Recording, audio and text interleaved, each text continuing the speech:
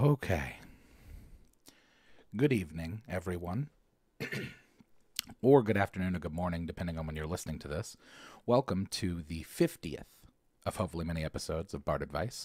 My name is Charles, or Chaz, or Yazik, or the DM, or the Bard, however you may know me. And on this podcast, Bard Advice, I do my best to answer any questions, concerns, criticisms, complaints, critiques that you may send to our podcast here.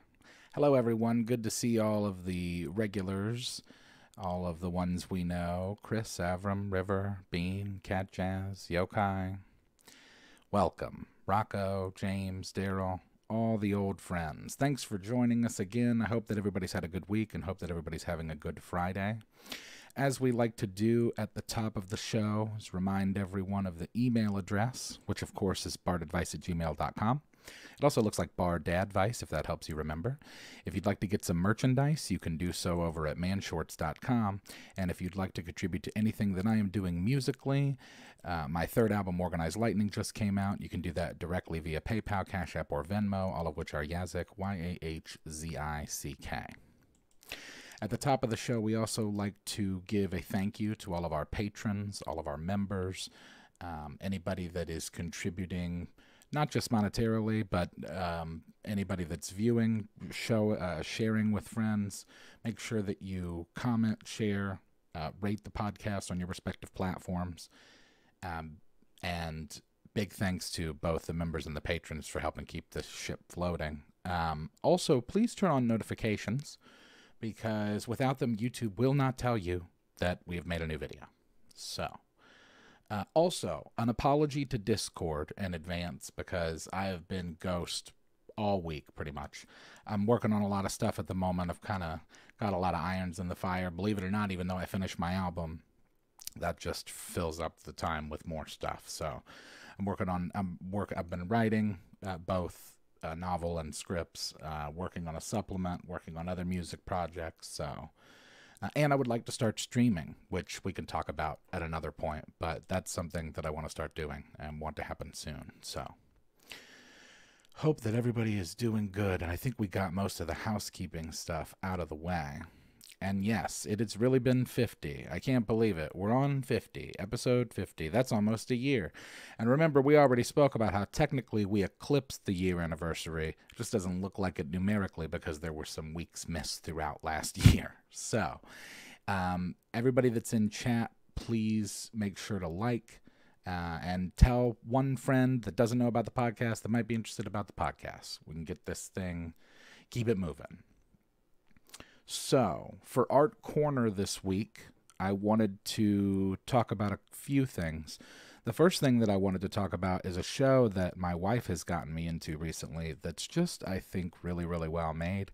And it's pretty popular, so you may have already seen it, but if you haven't, I highly recommend that you check out The Crown. The first part of the final season has been released. It looks like the second piece of that is coming out in a couple of weeks, mid-December. But it's just really good. I think it's really well made. And, you know, I'm not one of those people that's like, oh, how accurate is it? I just enjoy it. I think it's really cool. I do find myself looking up a lot of things that happened, specifically more like with photos or like, I don't know, just things that happen. But it's a really, really good show. And it's cool because it spans all of this time. You know, you essentially get to watch Elizabeth's entire reign, which is 50 plus years, and throughout the seasons they replace actors and actresses with different older people. It's really, really good. So I highly recommend that we check that out. And while we're in Art Corner, and I had mentioned the album, I did actually get my Spotify Wrapped for the year. So I was taking a look at that because that's pretty cool. So some of the notable things about it was I got, 6.6K new listeners. That's pretty great. And 233 top artist fans. That feels really nice, which is to say that I'm their top artist. So thank you. I also have some other notes that weren't on there. It did note that my music was streamed in 103 countries, the top 5 of which are US, Canada, Australia, UK, and Germany. And an interesting note that I found where my fastest growing, now this is just for Spotify, but my fastest growing streaming countries are Kuwait, Andorra, Nigeria, Pakistan, and UAE. So thank you all for listening and hope you enjoy it. And I think that's it on the Spotify stuff. So I think that's all we got to talk about in Art Corner. Now we do have a follow-up this evening for episode 50, and there's not too much I had planned for anything like special, as much as I will just we'll probably maybe have a little bit longer than usual chat on this episode, but I don't know, we'll see how it goes. The first question of the evening, I thought that we'd start episode 50 off properly with a question from a Chris, so let's get into that. Chris asks, Happy 50th episode. I've been listening since day one, and as a Chris, it was high time I send in a question. Well, that seems to be true. Do you or chat have any pre-game rituals when it comes to D&D? For example, before each session, I like to roll all of my dice until they land on even numbers above 8. It's just a little OCD. I know it's silly, but it's fun, and more than once I've been able to convince myself it helps. Thanks for the music and videos. Hope you have a great holiday. Well, thank you for the question, Chris. Kicking things off proper with a Chris. I want to see what chat says first. We'll just wait a second so that we can see what chat has to say about this. Rituals, anybody? I don't think that that's too crazy. Rolling each die until you roll even above 8. Although that might take a while. And that feels like something that I would end up getting more frustrated with than it would be that it would be helpful. Which Chris is this? The Council of Chris's need to approve. Hey, listen, the Chris thing is beyond, I think it's beyond control at this point. There's too many of you. This is what happens. I listen to music and I roll my dice to see which ones want to work with me that day. Oh, okay. Reminds me of the dice training videos Zeba Shu made. I don't know if I've seen those. Sounds familiar, though. I pre-game read Knights of the dinner table at the game, line up the dice smallest to highest, 3, 4, 6, 8, 10, 12, 14, 20, 24, 30. Yeah, I was going to say, I don't have anything specific that I do every single time. That's more about just I don't know, I don't do stuff usually that way, but as I said, it's not so much a ritual as it is something I end up doing, which is stacking the die or the dice. But I think everybody does that, right? Inevitably, you sit at a table for more than 20 minutes. Somebody's going to be stacking their dice up. And I also tend to use a different D20 than the one that's in the set. And come to think of it, I think I use a new D20 often, like in the same campaign, or rather in the same session. So I'll have a set. I'll bring a set, but I won't use the D20 that's in that set. And I'll have 3 or 4 other D20s with me that I will use throughout. So I guess that's pretty ritualistic without realizing it, I guess. If I have to say, I like to spend a few minutes with each player on the side and get a personalized vision of their character to pull them into character and story.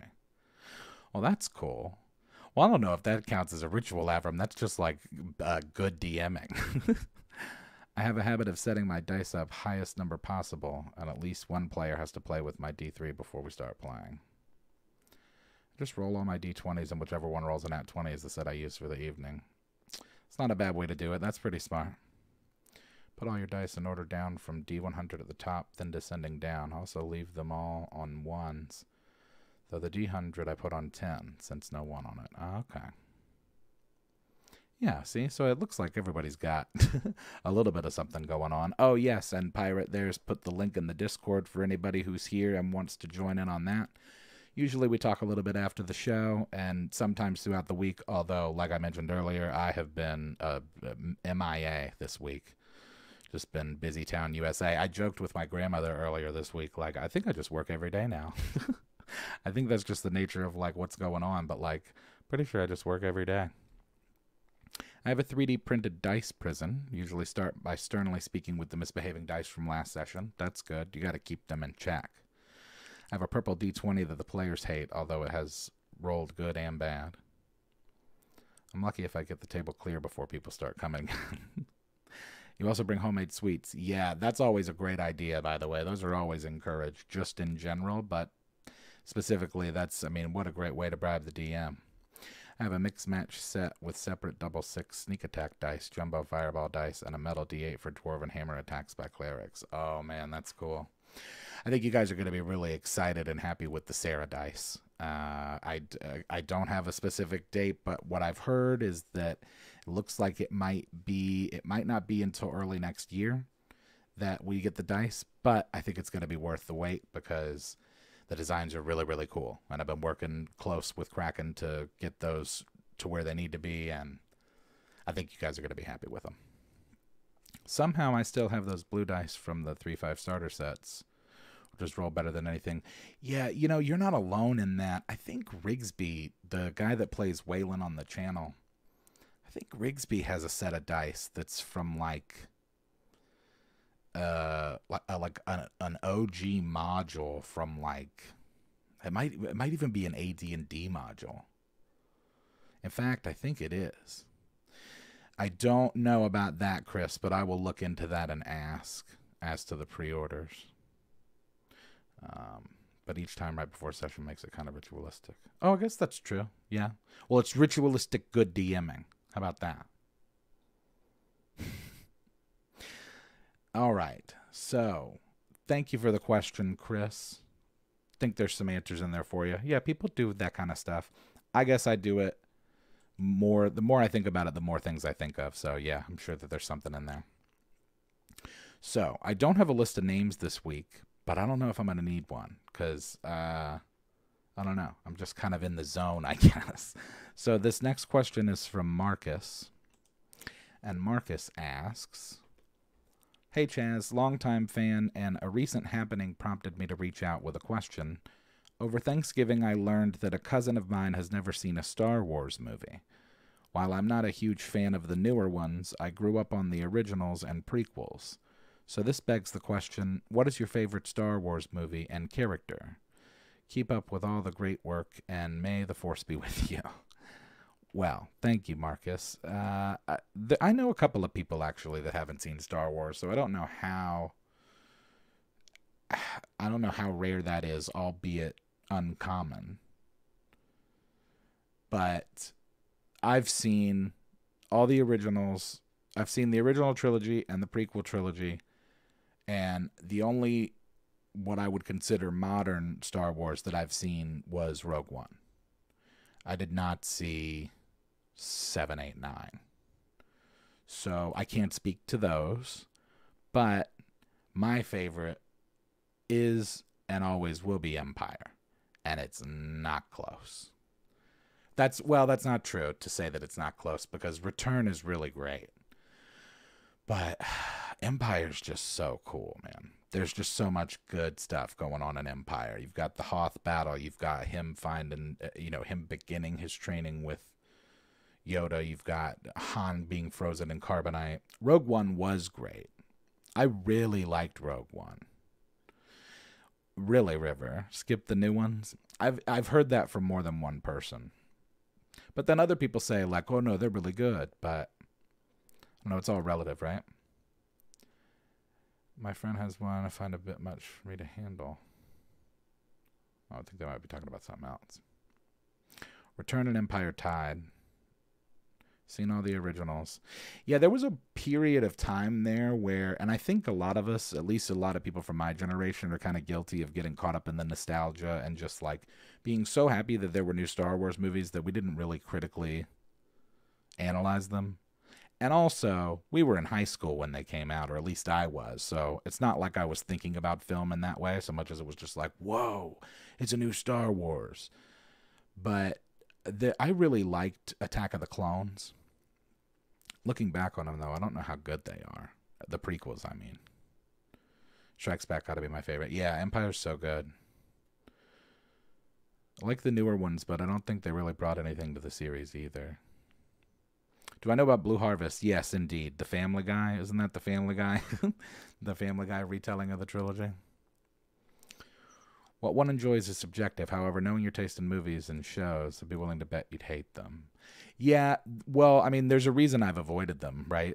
Like, and again, it's not a thing I think where I would think they were bad, because I'm sure that they're fine. They made a lot of money.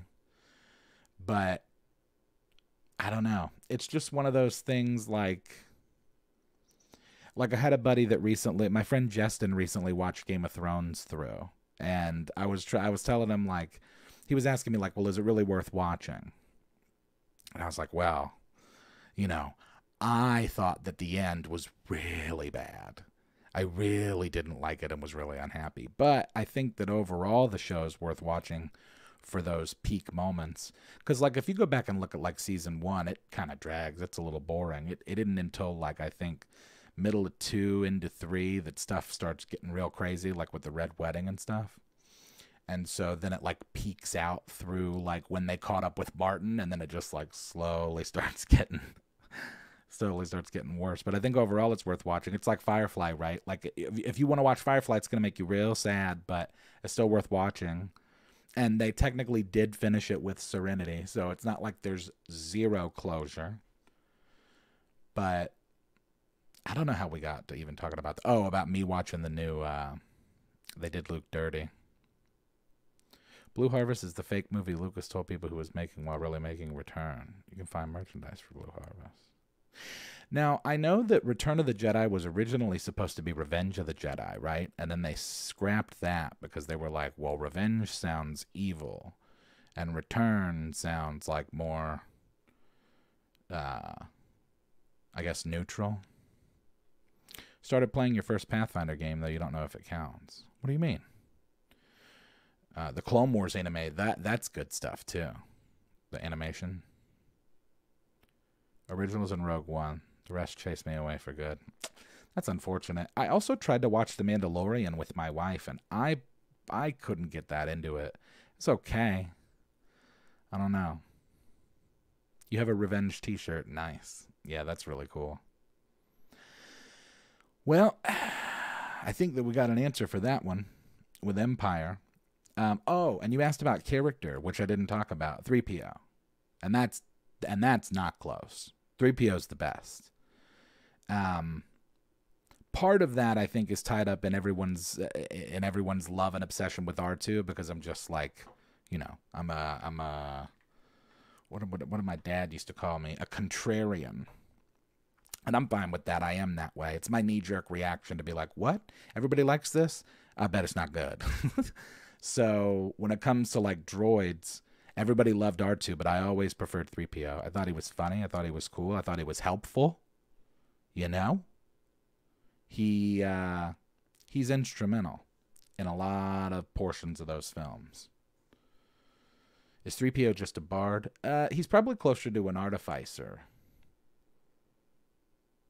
Or maybe even a wizard. And who else? I like Boba Fett. I think Boba Fett's real cool. I actually have a t-shirt I've worn it on the channel. I have an Empire shirt that has Boba on it. Boba Fett's cool. And I think that's it. I like Obi. Obi's really cool. I've talked before about how I read, like, those Jedi Apprentice books, which is when Obi was training Anakin. Or was it when Qui-Gon was training Obi? I think it was when Obi was training Anakin. He is technically a computer, so he would be a Warforged. Chewie's pretty cool. Yeah, I like a lot of the, like, low-key Jedi, like, or, like, not as superstar-y Jedi, like Mace Windu and Aayla Secura. Doesn't she have a new, not her, Ashoka? Is that her name? That's the new one, yeah. Thought that was the Yuzon Vogue that Moon dropped him. Knights of the Old Republic. Oh my gosh, that game. What great games. You talk about a game that needs, like, a solid remake. KOTOR. Please. And I guess that they have, like, don't they have, like, the Old Republic Online now? So, but that's real time, right? That was the cool thing about KOTOR, was turn-based. Yo, if they brought back, like, KOTOR and then made it, like, imagine if they brought back KOTOR, but they made it like Baldur's Gate 3 in the sense of, like, being multiplayer and partied up. Dude. The Old Republic is the ongoing MMO. Is it real time or is it turn-based? It's probably real time if it's MMO. Nice that the Republic race stuff that isn't lore anymore. HK-47 and Palpatine. HK-47, yeah. I guess that he counts as a character, so he's probably in my top 5. Star Wars: The Old Republic and KOTOR is supposed to be getting a remake. Oh, man. That would be so cool. Larian Knights. Would require EA to make good games. Yeah, you're not wrong there. They don't. I'm disappointed every year with 2K and and NFL. Madden, I guess. I haven't played a Madden in a while, just because it's just, and I haven't bought 2K24, and I probably won't until it's like, I imagine by like March it'll be $10, and I'll get it then. Chopper's the murder hobo. R2's the CN rogue. There was supposed to be a remake or remaster of KOTOR on the Switch, but there's been an issue that they've been very, very vague on. Whoa. Wonder if that has to do with rights. Star Wars did a really good job of playing with the lifespan of different races and how they can influence human perspective of those characters. NCAA is coming back next year. Yeah, I'm excited about that. The only thing that I wish that they would do, and maybe they do plan on doing it, but I was talking about this recently, because I've always been a sports fan and a fan of like like TTRPGs and stuff. So I always play sports games like RPGs. And so, oh, thank you very much, Chris, for signing up for the Dungeon Crawler. Much appreciated.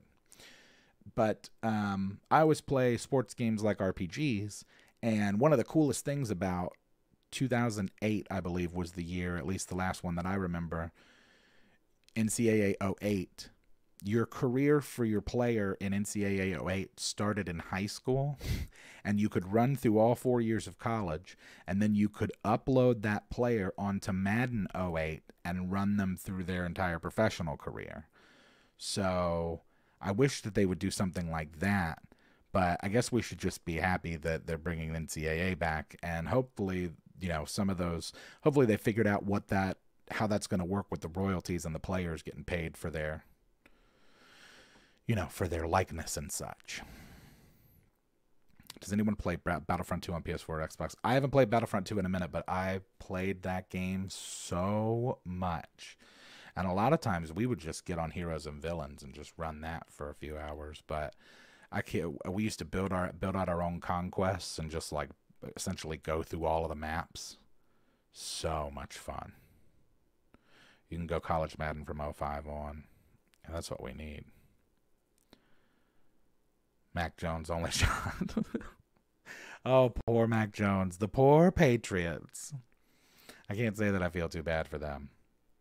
As someone who has been on the receiving end of some terrible games and calls, Miles Jack wasn't down, I'm not a big fan of the Patriots. So it's nice to see them just like holding on for dear life, stuck between a 500 and getting the first pick next year.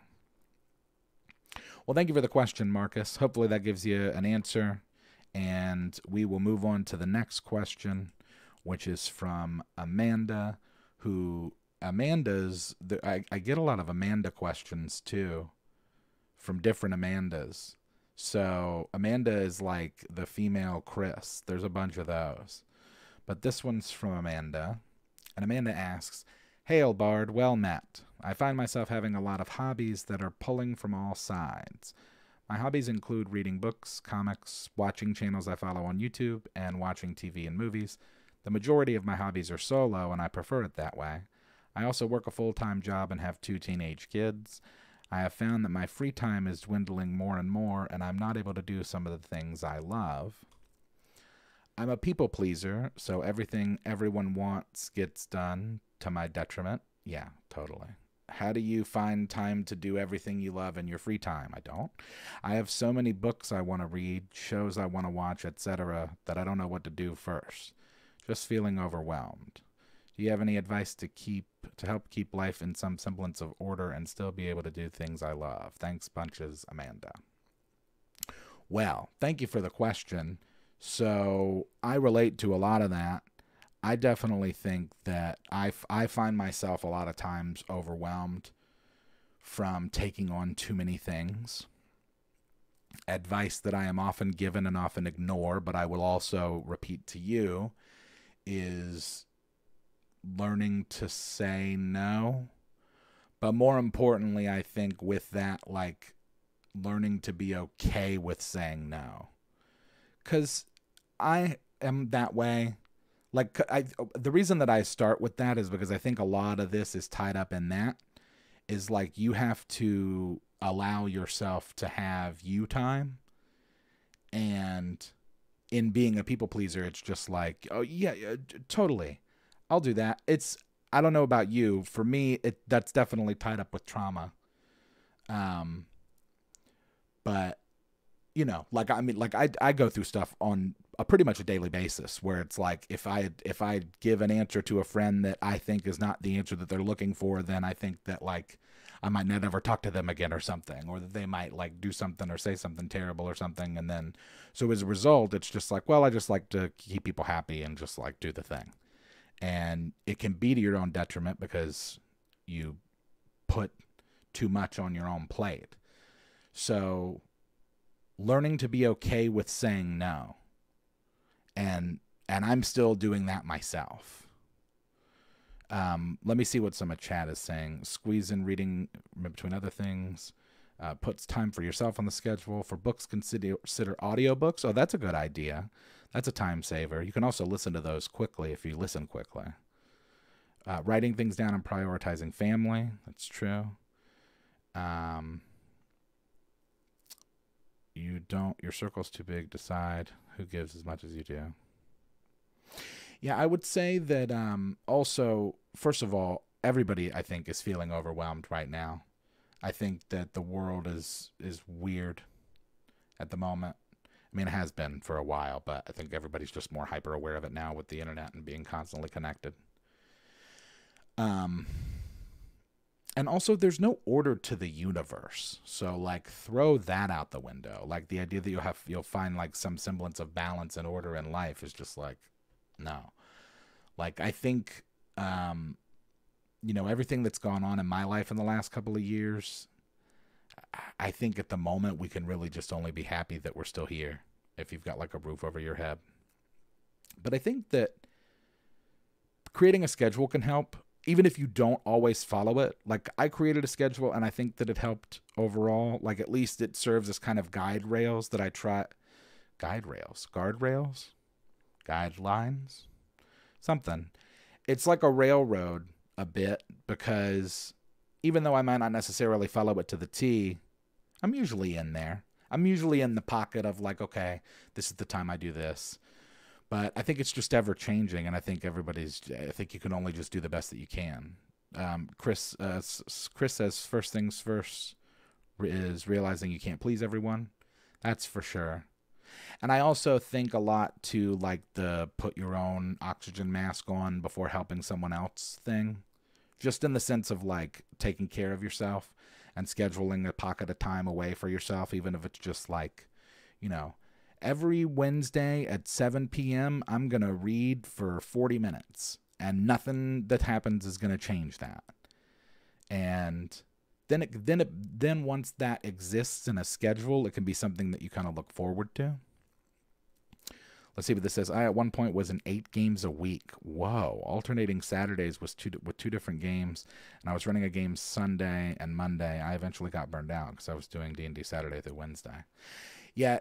It can end up, and to your point about like it end up being a detriment, it can end up being a detriment to not just you, but people around you, because I do this all the time where I just like, I get myself worked up and overwhelmed and full of stuff that I'm doing, and then I get upset about it or irritated about it, and then I take it out on people that are around me, which is not okay.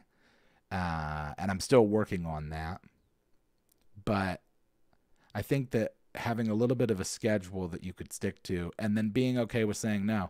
Now, obviously, like, you know, you want to be there for your kids, and I'm sure that you are. And a note on that I would say, and far be it for me to like tell you anything about parenting because I don't have children, but I would just say that like, you know, You might have the idea and the attitude at the moment that you don't have a whole lot of time for yourself, but there will be a time when those teenagers are adults and they don't want to hang out around you. They're off and doing stuff, and you might miss that. So I would say, since you can't get those years back once they're gone, to try and embrace that as well. But I think that you can do all of those things if you keep things separated via schedule. So just, scheduled reading time. Yeah. Tonight I have the podcast, but I also have karaoke, I think, on TikTok. And listen, I do that to myself all the time. I overload my schedule on a regular basis where I'm just like, well, I have 8 things to do today and they have to get done today or they're not going to get done. And I can't put them off till tomorrow because I have 6 things to do tomorrow. So let your children know when your me time is. Oh, that's a good idea. Yeah, just to kind of set that boundary. And then that would also, I think, maybe encourage them to realize, like, oh, well, hold on. Mom has stuff that she wants to do. So, like, I should keep that in mind and you got to keep them separated. Yeah, for sure. Being broken shows who cares, who doesn't, who would, who can't, and who really loves you. That's true. I'd say so, yeah. Now the boy knows he's not going to come and ask me stuff right now. Huh. Yeah, I think that you got to just do the best that you can, and like my keychain says, just work hard and be nice to people. Well, thank you. I think that I'd make a good dad. I'd like to be a dad. That'd be fun. If it's in the cards for the universe, we shall see. Hey, Kirk, no worries. Hey, it's funny. You say you're late, and I think that it was you last time that was late that caused my mom to send me this. My mom will frequently, send me notes about stuff she heard or was said on the podcast, just funny stuff. And I think the thing I said was, you're never too late if you're here. Which I think is a pretty cool, I think that's a pretty cool quote and rings true. It's like, if most of life is showing up, even if you show up late, at least you showed up. Better than the person who didn't show up at all, right? I mean, I certainly like you better than the person that didn't show up at all, so welcome. It's okay to set boundaries, especially if you're getting overwhelmed, yeah. And I think that I know that there's books about it. But yeah. Hopefully there's something in there from either from me or from chat, Amanda, that's helpful. Well, you are frequently very here. Yeah, no doubt. Welcome. All right, so let's keep moving. We've got, 2 more questions. And then Chris says, just in case she's listening, hi, Mrs. Chaz's mom. Yeah, she's probably listening. If not now, she probably will tomorrow, so... that was Amanda, so thanks for the question. We got 2 more, and then we'll do a little chat. Well, actually, we have 2 more questions and a follow-up, and then we'll do some chat. Wow, we're already halfway through. We got to keep moving. All right, so this next question is from Elijah. Oh, this one's fun. Well, they're all fun, but you know what I mean. Elijah says, congrats on 50 episodes, Charles. First, I want to thank you and the Man Shorts crew for inspiring me to get back into TTRPGs. You're welcome. I saw one of your edition videos a few years ago and got lucky finding a group online pretty quickly. Our new campaign will see me RP a wizard specializing in necromancy, but I'd like to create a backstory beyond the stereotypical dark, weird, and brooding. Any ideas? Thanks. Thank you for the question, Elijah. So, funny enough, I just saw a TikTok about this recently. Now, I don't think... Oh, hey, there's my mom. Hi, Mom. I don't think that what I'm about to explain is what the guy says it is, but we'll see what you think. Man, I'm like the king of vague. So... it was a TikTok I saw, and this guy was referring to creating a character that was a lawful good necromancer.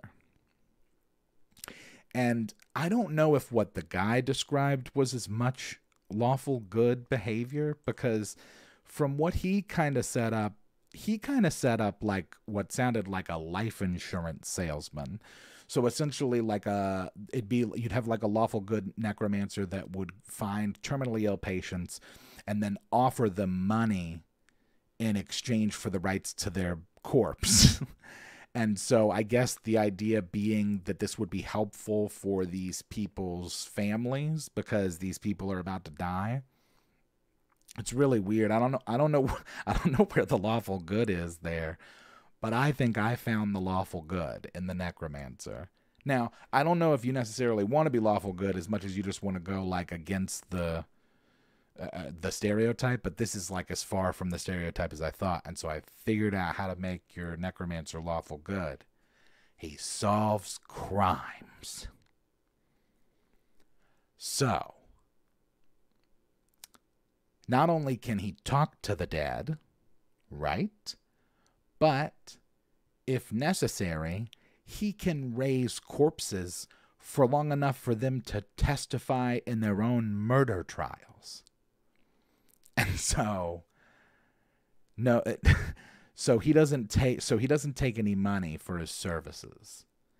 And so he just works for like the kingdom or whatever, as like, maybe he's like either like a prosecuting type attorney or like maybe a defense attorney. But iZombie, what's iZombie? Jennifer Love Hewitt. What? He's been cursed with a tiny lizard form, so he uses a zombie to pilot a suit of armor. He sits inside the helm and casts spells from the eye slot. Wow. Yeah. So, lawful good Necromancer. Anybody else? I think that this is... She's like Dresden from the Dresden Files. Yeah, he solves crimes. What a cool thing to do with as a Necromancer. Instead of like creating some undead army to further some sort of some plot, you just like speak with dead all the time, solve cases, solve crimes. The Necromancer lawyer. Oh, well, thank you. Molotov Malone is one of your favorite Necromancers. Oh, this is the guy that's been cursed with this. That is really insane. So he uses a zombie to pilot a suit of armor. iZombie was a coroner who solved crimes by eating the dead's brains. Whoa, that's interesting. The coroner was a zombie? Well, I guess in the most... I guess in the purest definition, yeah. Hewitt was the ghost. Oh, that's right. Yeah. Yeah, do that. That's the opposite. I think so. Definitely depends on the laws of the world and the goals of the character. Technically, as long as they obey the laws, they follow general good morality, it's lawful good. So, Monk as a Necromancer is the next celebrity D&D character. Well, I don't know if... Well, Monk's not a Necromancer. Monk, I think, would be like an Artificer. Played by a former Power Ranger. Was on CW.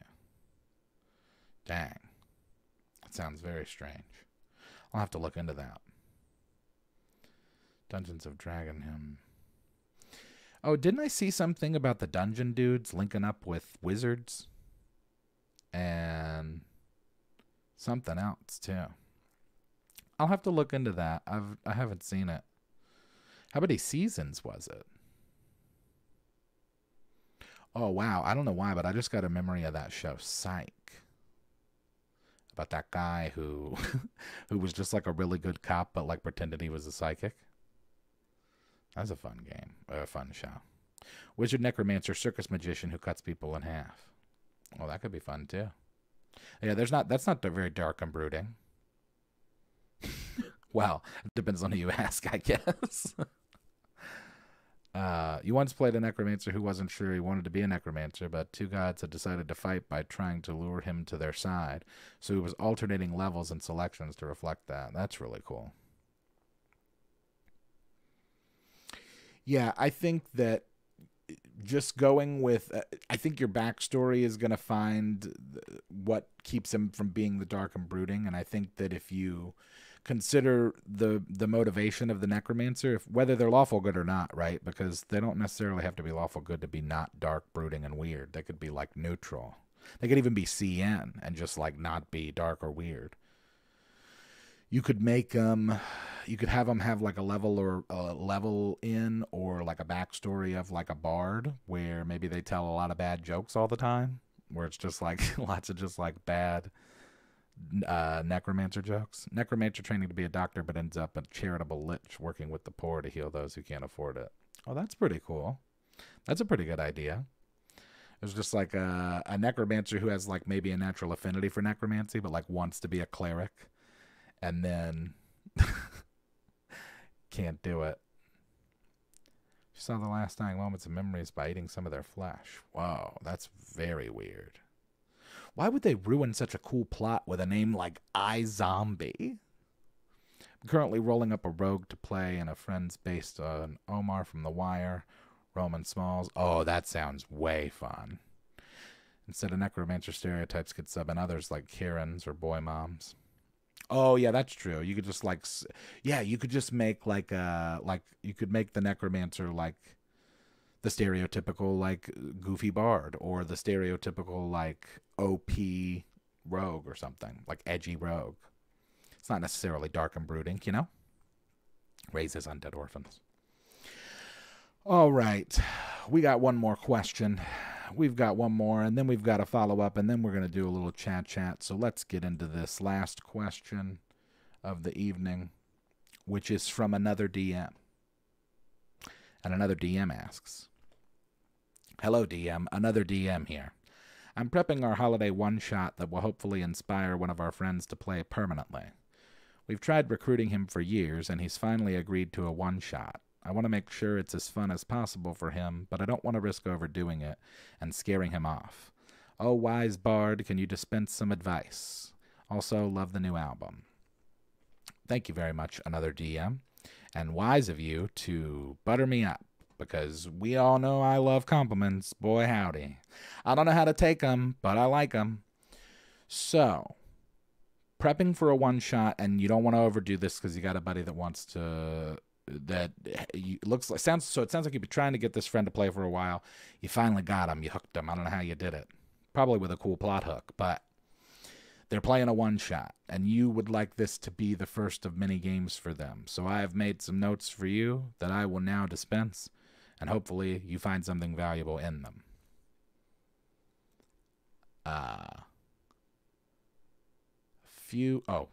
Okay.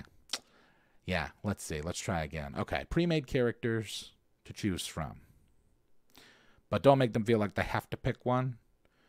I said you want to try to give them as much agency as possible, but you don't want to give them too much agency, because you have to remember they don't know what the hell they're doing. So you want them to feel empowered in their decision-making as to what they can make their character and what they can do. But you also don't want to put it on them as to like, okay, well, what do you do? Because they don't really know what's going on. So you have to kind of, it's a tightrope, I think, and it can get messed up pretty easily for a lot of reasons. But remember, they don't know what they're doing. So something that might be helpful is getting into the habit of doing things like including the die that's required in the ask for the roll. So instead of just saying like, give me a wisdom save, you say everyone roll a d20 for a wisdom save. You don't probably have to do that the whole time, because eventually they'll learn, but I think that like at least that, well, no. If it's a one-shot, you should probably do it most of the time. Unless it gets to a place where it's like, all right, you don't have to say that anymore, I know what's going on, which might happen. But I just think like if you work that into the general way that you're doing it already, then that'll be really helpful for them. While you're at it, I said... come up with a quick rundown for the rules. So the simpler, the better. Just kind of like a simple run through that you could do at the beginning of the session. So, and then I said also focus on what makes this game different than others. So I think one of the ways you can do that is if you encourage your existing players who already have experience to do creative or funny things in game that would either encourage or inspire the new player to engage and maybe do something unique or fun on their own. And then show them why it's better, in my opinion, or at least different than other games that they've played before. So, and I think that with D&D, the biggest selling point, I think, is just the customization. So, like, That's why I said, encouraging the other players to kind of not necessarily go full murder hobo, but just like have fun with it so that that other player can kind of see like, oh, okay. And make sure that the other players keep the new player involved and engaged. Because it can be very, very easy for a brand new player to feel left out of what's going on. And it can also be easy for people who have already got a rapport and have been playing together to like leave out the new person. So I'd say just keep that in mind. So let's see what chat's saying. I usually tell new players that the D20 is the most important die they have. That's true. If they don't want a pre-made character, you'll sit down with them and help them roll up what they want. Try to take things that they are into IRL and incorporate them in the session if possible. That way they feel included. Yeah, that's true. You probably know your friend well enough to throw a little something in there that's just like a cool thematic. Make it personalized. Even, and I've talked about that before too with like magic weapons and stuff. That's a real easy thing to do where it's just like, if they're like a NASCAR fan, well, dang it, give them a sword of NASCAR, a sword of racing. Like something little like that, I think can make all the difference in a person being like, not only him enjoying that one-shot experience, but also seeing like, whoa, I can have a NASCAR sword? What else could I do? So, let's see. Feel like this is a team effort? Yeah, for sure. After the game, don't ask them how they liked it or bring up playing next session. Let them enjoy the game and think on it. Instant pressure might push them away. Yeah, that's good advice from Chris in chat. Yeah, don't make it a thing where it's like, so did you like it? So you want to play again? Because, like, don't do that. Let them, like Chris said, I agree. I think play the game, have fun, no pressure. Let them go. And I think that if you do the things that I mentioned and that chat mentioned, they'll probably have fun and probably want to play more.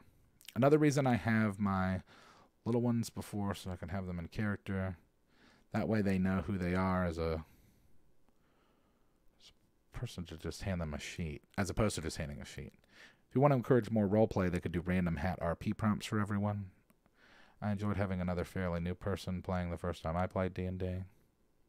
Yeah, oh, that's a good point from Rocco. If there's another new person you could get in there, I don't know when this holiday one-shot's happening, but that's a good idea. If you could get another person in there that is new or maybe hasn't played in a while, or NASCAR sword, you always win initiative.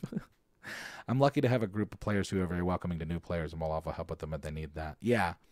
I think that your players, your existing party is going to be just as important as you are with this, if not more, because the new player is probably going to be looking to you as more of like the boss, like the ref, whereas like the other players are like on their team, so to speak. And we all know everybody's on the same team. We're all here to have a good time. But I'm just like looking at it from a new player's perspective. It's like, oh, well, the DM is kind of like the one in charge, and the players are so. In such a case where you have existing players helping out a new player in a one-shot, do you feel okay rewarding those players in the other games for helping out with a new player in the one-shot? Oh, that's a good idea. Yeah, if they don't want to do it just like offhand, like incentivize.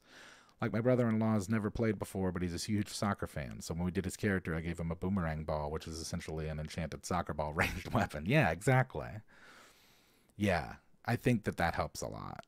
I always have my players sit down with me and roll new personalized characters. Don't mind if the characters are the same as they've played before. Starts will always be different, so it's organic. Yeah. I think if you just don't overthink it. That's probably my number one advice overall. Just play it like you would a regular game and keep all of the things that I mentioned in mind. I think you'll be all right. As a DM, I'm not in charge. My dice are. They control the story. I just roll them and narrate. Yeah, I kind of feel that. It's just like, unless you want to deal with the, yeah, it's a lot of disappointment DMing, but I'm happy to hear that you've got a new player coming in, and I hope that they enjoy the one shot such that they continue to play and join your more long form campaigns. So thank you for the question, another DM. This follow-up question, before we do some chat, is from Frank. And this is what Frank had to say with his follow-up. Hello there. I just wanted to follow up with some advice you gave. A few weeks ago, I asked you about running businesses in-game, and you pointed out Bastions from 5e playtest material. Oh, yeah, that's right. We are playing 3.5, but I wanted you to know that my group and I used the Bastion rules as a bit of a guideline to create our own in-game business system with its own rules. Not only did this satisfy the original player who wanted the business, it encouraged 2 of the other PCs to open their own businesses as well. I just wanted you in chat to know that your recommendations were very helpful, if not outright instrumental in the designing of our system. Thanks for the bard advice. Well, thank you, Frank. I'm very happy to hear that you gleaned something helpful from our little podcast here, Bard Advice. It sounds fun. I think that it would be an interesting thing to explore, and honestly, like, the more players that get involved with it, the funnier that could be, right? Because there might develop a little bit of RP between their characters. As to, I don't know why, but my mind immediately goes to, like, and I guess that they're not really businessmen, they're just rich guys, but around the world in 80 days. Just a bunch of just, like, rich businessmen types sitting around in, like, in the parlor of some club or something, like, discussing the stock market or something. I think that's really funny. Whenever a new player comes in, one of us veteran players usually takes time out of the session to help them make a character. Yeah, that's encouraged. I think it depends upon the new player's personality. It would be good to help them feel engaged and part of the group, both in and out of the character. Some shyer players may be scared off by that. Well, I'm glad that the business stuff worked out, Frank. It sounds like you were able to kind of put a twist on the Bastions thing, which I was encouraging you to do, and sounds like you were able to do it, so that's cool. I've not done it before, but it's good to know that it can be done. D&D, where you can live out your fantasies of having friends, money, and owning a house and a business. Yeah, well, you know, sometimes you just need to RP real life, you know? And hey, there's plenty of people walking around RP in real life, so more power to you. No matter what NPC you make, you always have to adopt Boblin the Goblin. Who the heck is that? Never heard of him. AD&D high-level fighters became lords, which was sort of a business. Well, in the sense that they collect money. Sounds like the group is having more fun now with the additional choice their characters can make. Yeah, which, as we said, that's the goal. Sounds like there's a little bit of... just a little bit more going on, you know, more. And also I think something like that would be cool, but just because there's, like, more to follow in the world over time. So as opposed to just like, well, what did we do next session and how does it relate to this session? It's like, well, how did my business perform in this week of time or 2 weeks of time that we've been gone? And what does that afford me to do? You know, is this a thing where I'm going to have to spend half of this session trying to, like, put out some fires because there's some, like, union problem going on? I've been watching a lot of that show, The Gilded Age. And, like, one of the guys on there is, like, a railroad man who's, like, he's got this whole war going on, like, literal war with, like, the unions. So, kind of traumatized my players years ago when he ran Lost Mines of Phandelver. DM, how were our earnings this quarter? Yeah, pretty much. Just like checking in on how your stock's doing. That would be insane if you could create like a D&D stock market. Like a full functioning, fluctuating. You could probably come up with like a computer algorithm that would just like run it and like run a whole just create an entire economy and a program. Alrighty, well, here we are getting towards the end, but we're not at the end yet because we're going to do some chat here in episode 50. What do we want to talk about, chat? Do we want to talk about good things for the week? Oh, I know what I want to talk about before we talk about anything. I want to talk about the Jaguars because I am pretty happy with what's going on with us lately. Now, if anyone didn't know, we are one of the front runners in the AFC, hanging out with the Chiefs and the Ravens and the Dolphins. We are the leaders of our division after solidifying that last week with a narrow victory over Houston. I gotta say, should have been a better win. We should have won that game by 2 more touchdowns. But, you know, I'll take it. A win's a win's a win. And then this Monday, we've got the Bengals, which I am way less concerned about now that the Bengals are less Joe Burrow. I think that I will be going to the Ravens game late December. And if I do that, I'll try and make an effort to like take some video and stuff. Maybe we could show it on the podcast. But yeah, I try to go to a game. I try to go a game a year if I go to a game a year if I can. And I was looking at the schedule this year, like what games there were. I was like, man, that Baltimore game is looking nice. It's a home game, and it's probably going to be a good game, and it's a night game. So, yeah, I think we're going to be doing that. I think we're going to be going there. Just holding your breath at the end of that game. Yeah, I hear you, Chris. That was a nutso. As I was just thankfully that guy had to kick 58 yards because might not have worked out. You went swimming with sharks. Whoa. Jealous. I would really want to do that. Oh, Rocco got their hair done. Nice. Live in Baltimore, but you're not rabid enough about football to take umbrellas. Well, hey, no, that's fine. We can do a little bit of rivalry, Kirk, when the time comes. Just like you, Baltimore guys, Jacksonville's better. Got to bounce a few minutes early. We'll see you around, Daryl. Thanks for stopping by. Here's to the next 50 episodes. Yeah, I can't believe we're at 50 episodes. Wow, really? 50? That's a lot. That's a lot of questions and a lot of advice and a lot of talking. Good thing I can do that. A friend of mine took the time to calculate the cost of building a custom castle for his wizard and then had his character buy land and hiring a construction crew. He had to keep adventuring to pay them. That's fun. You went on your first date in over a year earlier this week. Well, congratulations. I hope it went well. My D&D game is tomorrow. Cannot wait to throw the grafted scion at your players. You got your bowling league tomorrow. Found a new nerdy restaurant. Let's try that again. Found a new nerdy restaurant where you roll dice to make your meal called Stormcrow. That sounds really cool. Tampa Bay and FSU. Got a PS5 finally, which is why I was AWOL last week. Oh, fun. You've been playing Baldur's Gate 3, Duncan? Sister's funeral was Tuesday. Was able to speak without making myself looking a fool. No fist fights. Wow. Sorry to hear that, Chris. But, yeah, that's tough. And nothing I can say. But other than I can relate. So I'm sorry that you're dealing with that. But I'm glad that you were able to keep yourself together. It's not easy. Nifty 50. You know, I thought about that.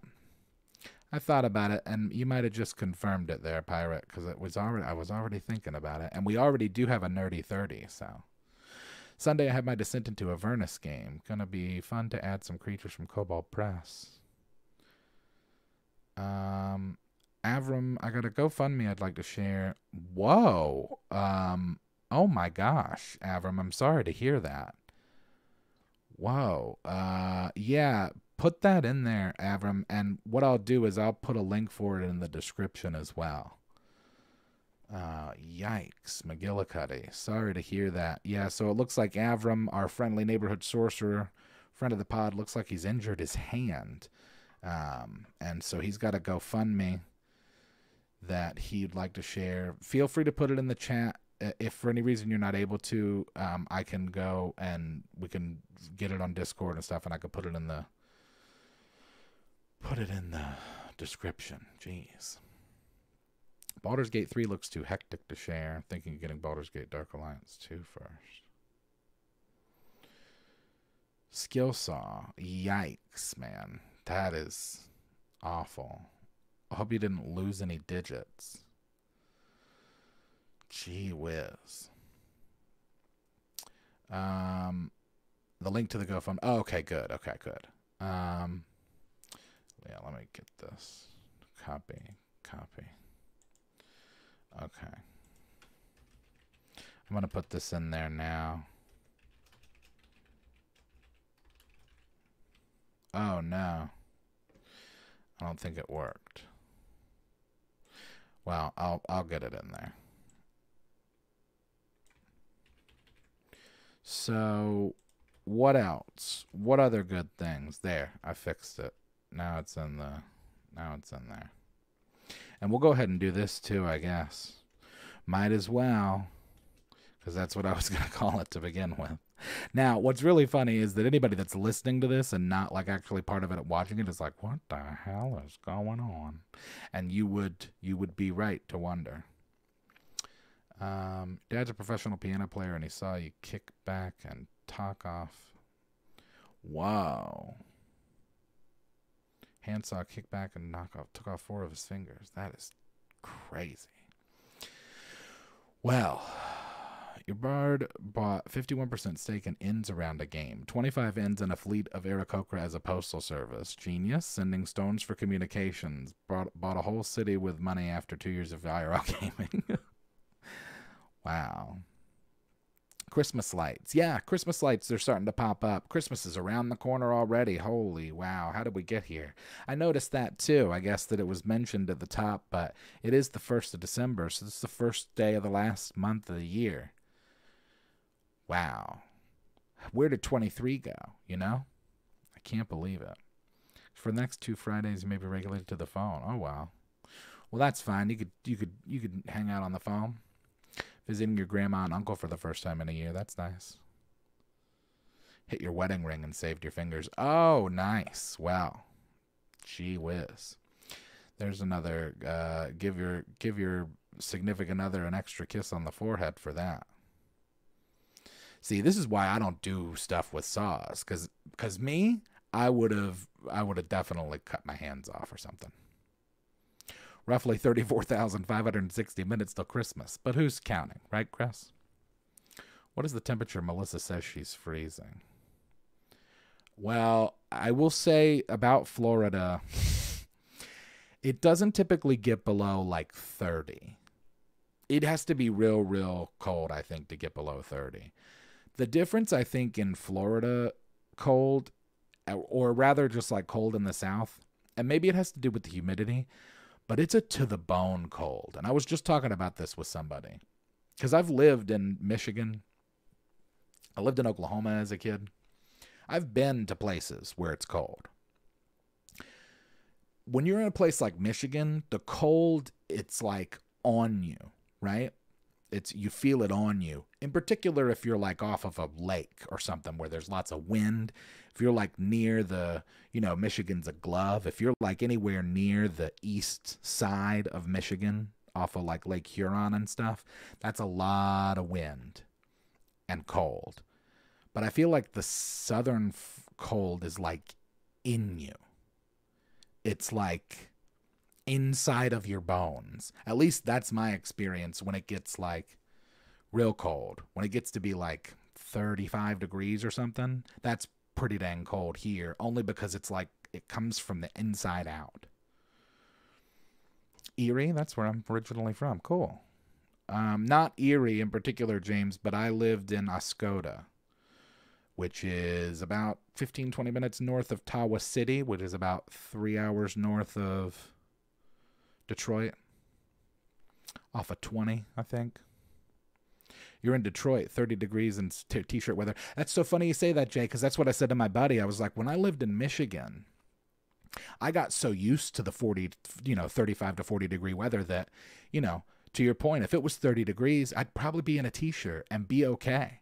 But now living back down here, and it's all relative because, for here, like 8 months of the year, it's 100 degrees. So when it gets cold, it's a real freak out because it's like, well, it's been 100 all year. And then we woke up this morning and it was 31. So I think that that's part of it too. Just the general like stark contrast in like what happens when it gets cold here. It's been dipping below 80 in Tampa. Going to be a rough winter. 67 in Baton Rouge.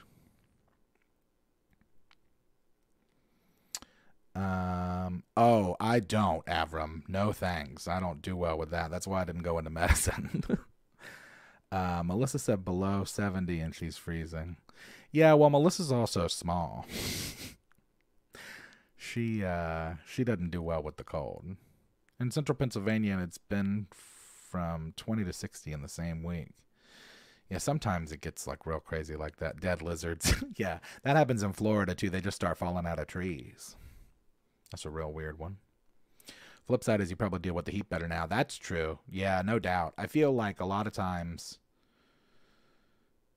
well, I mean, I don't have frame of reference because I live here, but I don't know. I just something tells me that if I was in like Kansas and it was 90, I'd be like, it's all right, because it's dry. And I've been to Texas, and Texas heat isn't the same. Texas is a drier heat. Age also hits different. Remember running around in shorts during snow. Now 50s, I need sleeves. Yeah, that's true. That's a thing that's just been slowly creeping up on me all the time. Speaking of creeping up on us all the time, we're here at the end, gang. We've done it yet again. We've done 50.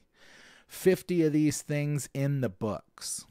And I really appreciate everybody that shows up every week for these things. You know, it looks like our average viewers that we've got are getting a little larger each week, and I'm always happy to see all of the same friendly faces, or at least your emoticons and names.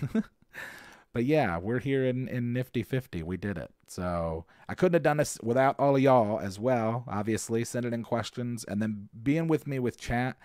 Real talk, I couldn't do this show without chat. If I didn't have like something to bounce myself off of, I mean, listen, I talk in my sleep. That's not a problem.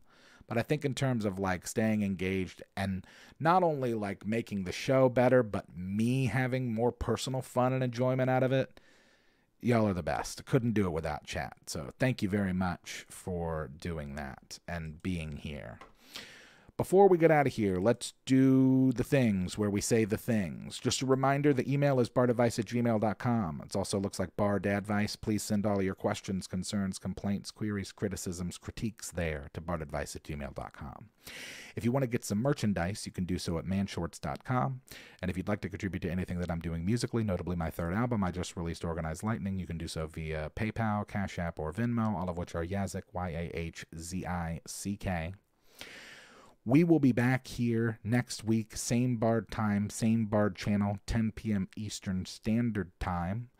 We will be back, or rather the audio for this podcast will be available tomorrow at 12 p.m. Eastern Standard Time. As it's noted in the chat, please make sure to like, please make sure to turn on notifications, please make sure to share the podcast, tell a friend, make somebody listen to it. And if you've got a friend and they say, man, you know what would be great is a D&D podcast, and they don't listen to Bard Advice, oh boy, howdy, you know what to do. So thank you again to everybody for always showing up. We will be here next time, and